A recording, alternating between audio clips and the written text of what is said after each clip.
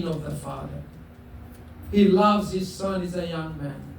He loves the son, and his demon possessed is a demon that comes and attacks him and wants to throw him in the fire and the water to destroy him.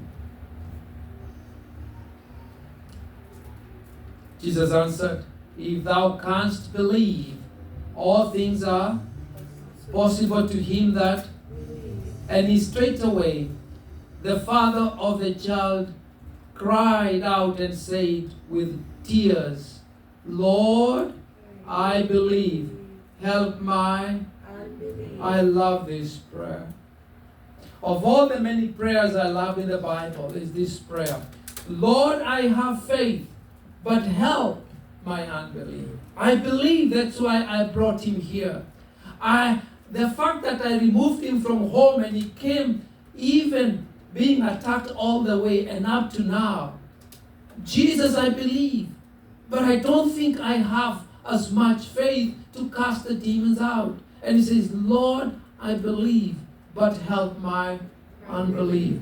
It's almost the same thing with Peter. Peter coming out of the boat, he believed, but then there was unbelief in the process and he began to sink. And church, this is where we begin. We begin with a lot of excitement. We begin with a lot of faith. We begin with a lot of oomph. And then all of a sudden, we begin to sink. My brother, my sister, where are we?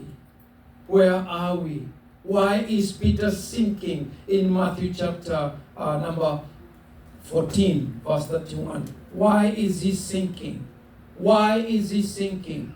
Because as he walks by faith, faith is a language of heaven. Faith is a language of God, where you see in your spirit and you see God. Remember, each one of us has a spirit, has a mind, and has a body. Amen? So, in the spirit you hear God. Someone was hearing God calling, but he thought it was Eli. He did not know that he was hearing in the spirit. He thought it was a human call.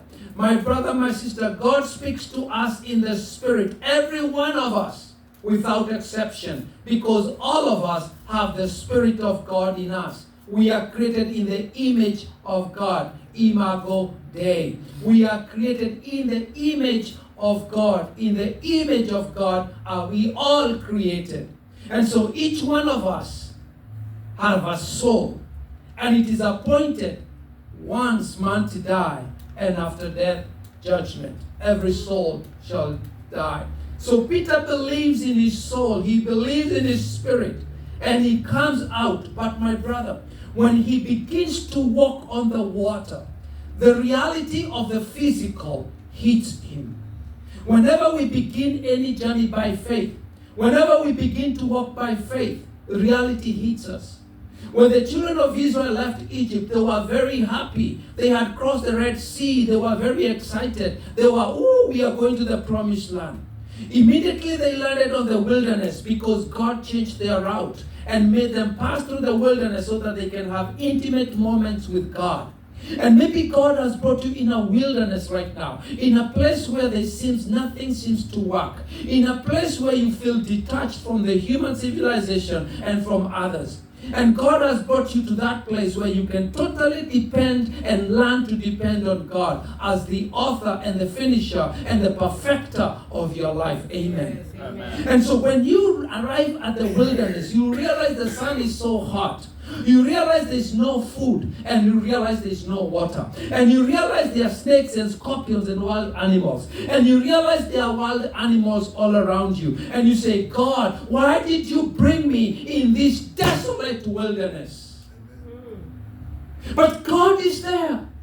And to cure the air conditioning, He brings a cloud that covers the sun. And this is the presence of Jesus Christ. And at night, because in the wilderness is so cold, He brings the cloud becomes a fire that gives them warmth. So they are never, ever suffering.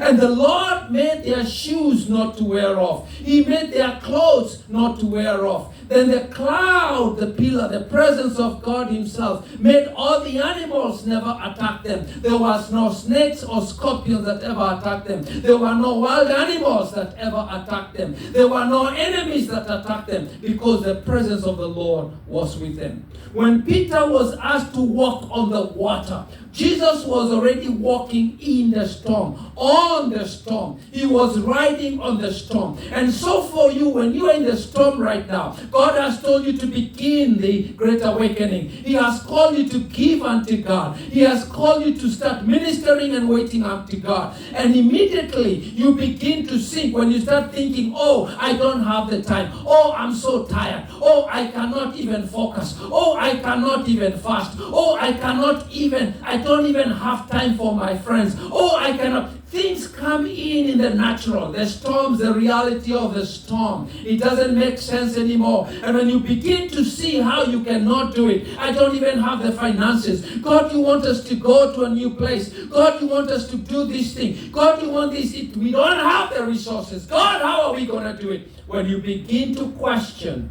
you begin to sink. Because from the beginning, the battle was God's, not yours.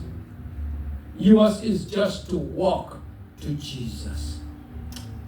Amen. Amen. When the doctors give you a bad report, you say, now how can I make it? How will I live another 10 years? How will I live another 40 years? How? Lord, they have said I'm going to die. God, how can it be? And yet I'm supposed to be working for you. And you remember, God, you said it. I have come that you may have life and have it in all its fullness. I'm cashing in on my life. Amen. Whose report will you believe? Shall we go in the flesh? Oh no, we'll go in the Spirit of God.